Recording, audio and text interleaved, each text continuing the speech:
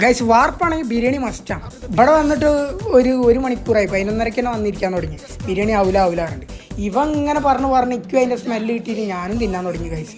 ഏകദേശം നമ്മൾ ഡേറ്റ് 42 ദിവസമായി. പക്ഷെ നമ്മൾ പൊട്ടിക്കേണ്ടെന്ന് വിചാരിച്ചു. അപ്പോഴാണ് നമ്മളെ ഗൂഗിൾ പറയുന്നത് മോനെ 390 കലോറി ഉള്ളൂ 500 ഗ്രാമിന്.